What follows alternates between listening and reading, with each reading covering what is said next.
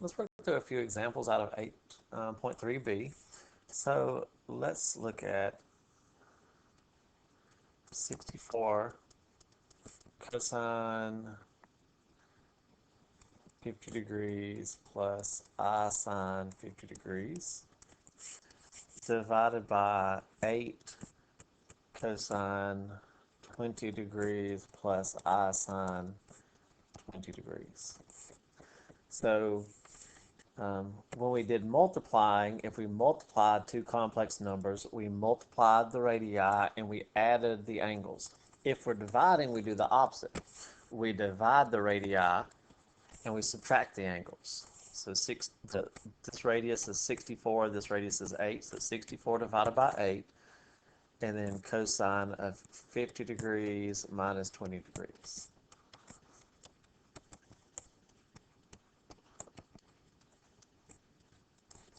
So 64 divided by 8 is 8, cosine of 30 degrees, and then I times sine of the same angle. So that's dividing complex numbers. The other main part in here is there are some where you have to convert from standard notation to trigonometric notation and then divide, but the other problems in here involve raising to a power.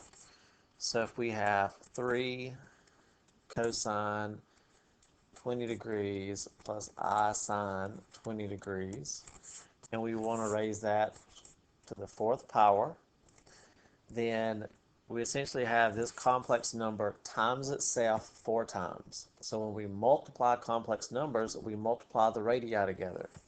So we have this radius times itself 4 times, or equivalently, the radius raised to the 4th power. When we multiply complex numbers, we add the angles. So we're going to have this angle added to itself 4 times. So in other words, we have 4 times 20 degrees. So whatever our exponent is, that becomes the exponent of the radius, and we multiply the angle by that number. So 3 to the 4th is 81. 4 times 20 is 80.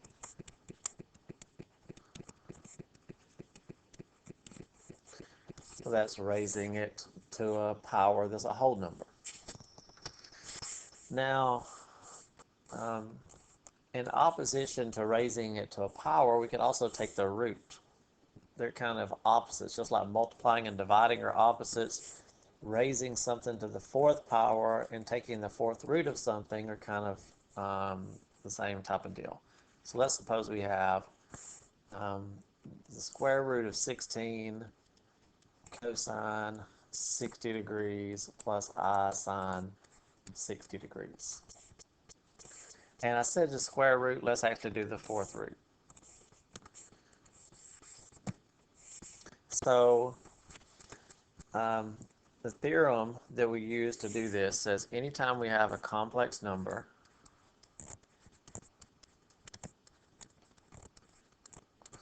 and we're taking the nth root of it, or equivalently, we're taking that complex number and raising it to the 1 over n power.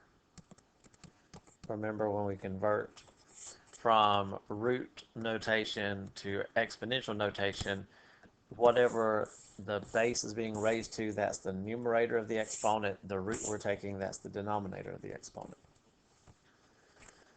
So the formula says in order to calculate that, we take the standard nth root of the radius and we multiply that times cosine of theta over n plus k times 360 degrees over n. And we do the same thing for sine.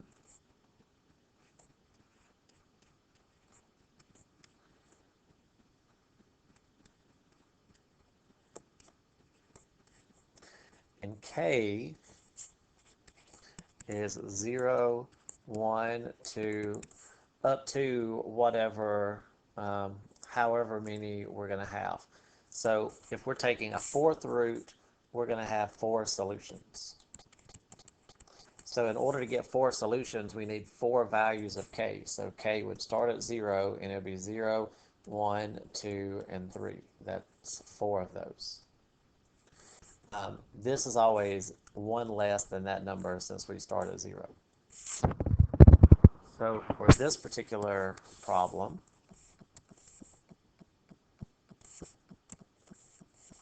let's copy this and bring it here.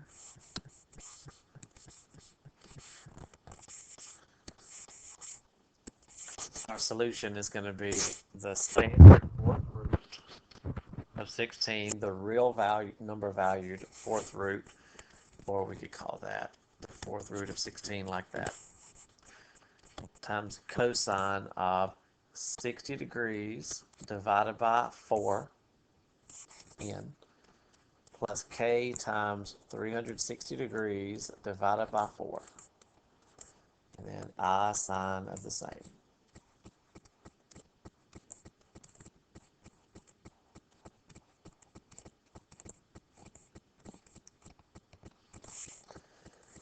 And k, as we said, is going to be 0, 1, 2, and 3.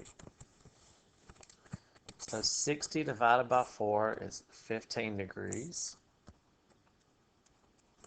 360 divided by 4 is 90 degrees. So the part out front is going to be the same every time. The 16 to the 1/4 power, or the fourth root of 16, is 2. And then when k equals 0, we're going to have cosine of 15 degrees plus 0, so 15 degrees, plus I sine 15.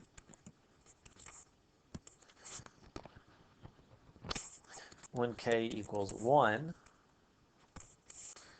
we have 2 times cosine of 15 degrees plus 1 times 90, so 90 plus 15 is 105.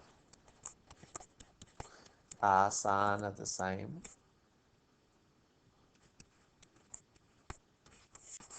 For k equals 2, 2 times cosine of 2 times 90, so 180 plus 15,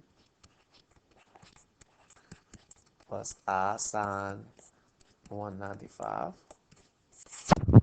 And then when k equals 3, we have 2 cosine 3 times 90, 270. So 15 plus 270 is 285.